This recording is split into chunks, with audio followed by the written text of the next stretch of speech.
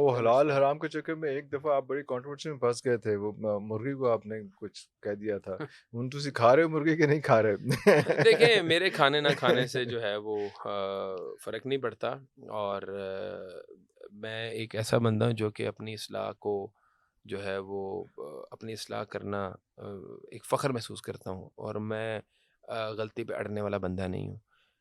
میں نے اگر مرغی کے بارے میں کوئی بات کی ہے تو اپنے فہم اور فراست کے مطابق بات کی ہے۔ اللہ اکبر! البتہ یہ ضرور ہے کہ آ، اس دن کے بعد ہمیں ایک اپنی غلطی ریئلائز ہوئی کہ م، عالموں کا کام ہے، مفتیوں کا کام ہے کسی چیز کو مکروہ، حرام، حرام یا حلال کہنا۔ ہم نہیں جو ہے اس کے اوپر ڈیسیجن دے سکتے، اور شاید ہماری کوئی سٹیٹمنٹ لوگوں کی گمراہی کا باعث بن جائے۔ تو اس سٹیٹمنٹ سے جو ہے وہ ہم بالکل وڈرا کرتے ہیں کہ یار ہم یہ بڑی ایک سخت سٹیٹمنٹ ہے، حرام ہم نہیں کہہ سکتے، and we realize our mistake.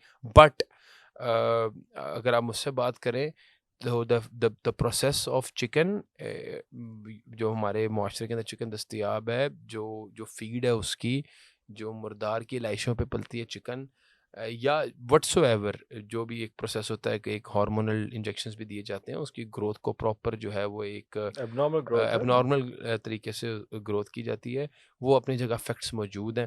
اور وہ اور مرغا ہے مرغی ہے، وہ کیا جینڈر کیا ہے اس کا اور اور کیا اور ہے؟ اور اور اور یہ علماء کا کام ہے، یہ ہاں، ہمارا کام نہیں ہے کہ اس کو آپ اسٹڈی کر کے ڈائگنوز کریں، یہ ان نے فتویٰ دینا ہے، یہ میں نے نہیں دینا۔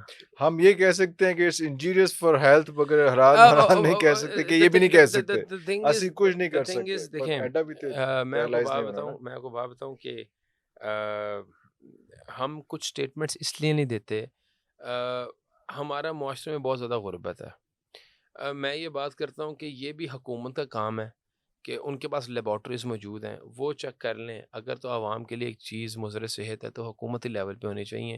میں یہاں پہ اٹھ کے جو ہے اگر یہ اسٹیٹمنٹ کو دوں تو شاید کہیں نہ کہیں 1% ہے، اگر میری بات میں صداقت نہیں ہے تو شاید لوگوں کے لیے گمراہی کا باعث بن جائے۔